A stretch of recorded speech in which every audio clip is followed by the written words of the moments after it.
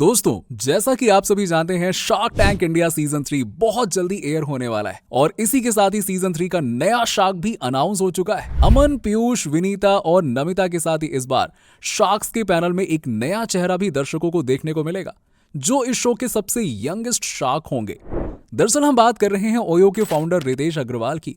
अग्रवाल साहब ने सिर्फ 19 साल की उम्र में ओयो रूम्स की शुरुआत की थी और आज वो देश के सबसे युवा बिलियनियर की लिस्ट में शामिल हैं। मुझे लगता है कि ये इस समय हमारे देश में सबसे अच्छा समय है एक कंपनी या बिजनेस शुरू करने के लिए।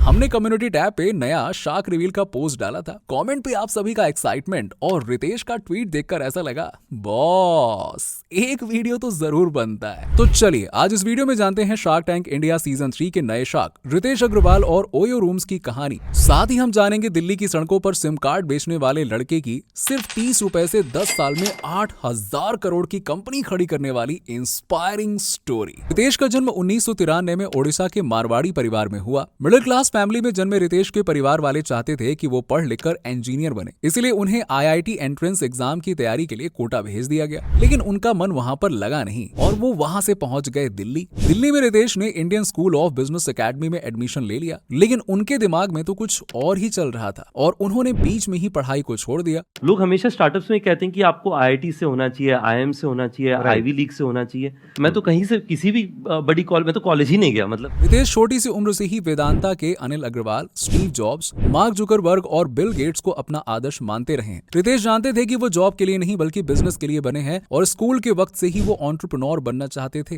दिल्ली में रहना उतना आसान नहीं था, खुद के खर्च के लिए भी उनके पास पैसे नहीं होते थे, तो कारोबार के बारे में भला कहां से सोच सकते थे। उन्होंने हिम्मत नहीं हारी और रास्ते पर घूम घूम कर सिम कार्ड बेचना शुरू कर दिया। अब यहाँ से उनके एंटरप्रेन्योर बनने का सफर शुरू हो गया था। बिजनेस का भूत तो पहले से ही सवार था, इसीलिए जब उन्हें कुछ नहीं सूझा तो सड़कों पर घूम घूम कर सिम कार्ड ही बेचने लगे। I used to take weekend trains from Kota to Delhi and come and be a part of a lot of these conferences and listen to entrepreneurs. A couple of entrepreneurs I was very inspired by.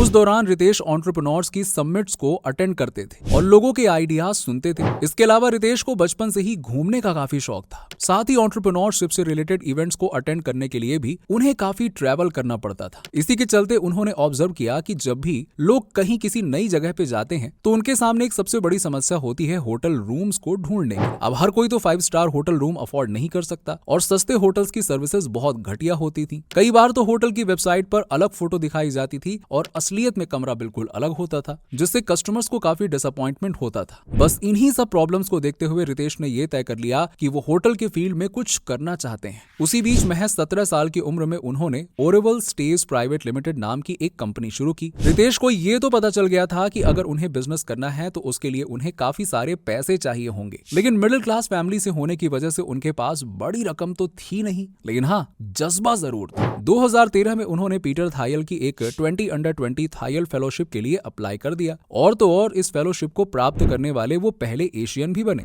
Eventually, I was lucky that I was the first Asian resident to be a Thiel fellow. लेकिन इस fellowship को लेने की शर्त यही थी कि आपको अपना कॉलेज छोड़ना होगा। रितेश ने काफी हिम्मत दिखाई और कॉलेज ड्रॉप किया और अपनी कंपनी ओरेवल स्टेज को ओयो रूम्स में तब्दील करके ओयो रूम्स की शुरुआत की। उस समय रितेश ने कई होटल मालिकों से कांटेक्ट किया और उन्हें ऑफर दिया कि होटल वाले अपने कमरे को किराए पर देने के लिए उनको कमीशन दें। अब जरा आप सोचिए, अगर कोई 17 साल का लड़का आपसे आकर ये बात कहे तो क्या आप उस पर भरोसा करेंगे? बिल्कुल सही सोचा आपने। रितेश के साथ भी यही हुआ और किसी ने उन पर यकीन नहीं किया, लेकिन रितेश भी कहां हार मानने वाले थे। उन्होंने एक होटल ओनर को ऑफर दिया कि अगर लॉस होगा तो पूरा रितेश के हिस्से में और अगर प्रॉफिट होगा तो दोनों का 50-50% शेयर होगा। होटल मालिक ने सोचा कि रितेश कोई बेवकूफ बच्चा है जो सिर्फ अपने पिता के पैसे बर्बाद कर रहा है और ऐसा सोचकर वो डील करने के लिए मान गए। इसके बाद रितेश ने 35,000 रुपए में दिल्ली के सदर बाजार से कुछ ऐसी छोटी मोटी चीजें खरीदी जिससे होटल के उस साधारण से कमरे को खूबसूरत बनाया जा सके। ओयो रूम्स में हम जो भी अनब्रांडेड होटल्स होते हैं उनसे पार्टनर करते हैं। वहाँ पे या तो खुद निवेश करके या ओनर से निवेश करवा के उनकी स्टैंडर्डाइजेशन जो है मिनिमम स्टैंडर्ड्स के हिसाब से हम उसे डिलीवर करते हैं। धीरे धीरे उन्होंने कस्टमर्स को दी जाने वाली सुविधाओं में बढ़ोतरी की। सब कुछ अच्छा चल रहा था तो उन्हें और होटल्स के लिए भी ऑफर्स आने लगे। इसके बाद प्रॉपर्टी ओनर्स ने भी उन्हें कांटेक्ट किया कि वो सालों से खाली पड़ी उनकी प्रॉपर्टी को भी भाड़े पे दे सकते हैं क्या, और ऐसा करके धीरे धीरे उनका बिजनेस बढ़ने लगा और फिर रितेश ने कभी पीछे मुड़कर नहीं देखा। Traveling more than I have ever seen after the pandemic, and the highest growth we have seen is in the temple towns. So that's one of the reasons to use OYO, along with some things that some other people were thinking. Ritesh ने अपने business में कई ऐसी strategies apply की हैं जिससे उन्हें काफी ज्यादा सक्सेस मिली। जैसे कि उन्होंने कस्टमर्स की जरूरत को समझा। उन्होंने देखा कि लो और मीडियम बजट वाले होटल्स का सेक्टर अनऑर्गेनाइज्ड है, इसीलिए उन्होंने ऐसे होटल्स के साथ कोलैबोरेट करके उसे एक ब्रांडेड इकोसिस्टम बना दिया, जिससे कस्टमर्स को एक रिलायबिलिटी का सेंस भी आया। साथ ही उन्होंने कम दामों पर अच्छी सर्विसेज प्रोवाइड कराई। बस फिर क्या, मिडिल क्लास लोगों को इसी की तो जरूरत थी, तो ओयो की पॉपुलैरिटी भला कैसे नहीं बढ़ती। उन्होंने देखा कि इंडिया में मैक्सिमम होटल्स ऐसे हैं जिनके पास 100 से कम कमरे हैं, लेकिन उन होटल्स पर किसी का ध्यान ही नहीं है। इसीलिए उन्होंने इस सेक्टर को टारगेट करने का सोचा। इसके अलावा उन्होंने पहले से चले आ रहे ट्रेडिशनल तरीके से हटकर सोचा, यानी कि उन्होंने नया होटल बनाने का प्लान नहीं किया, बल्कि पहले से बने होटल्स को लीज पर लिया या फिर उनके साथ कोलैबोरेट किया, जिससे कि उनकी कॉस्ट कम हो गई और ROI भी बढ़ गया। इस सब के अलावा उन्होंने शुरू से अंत तक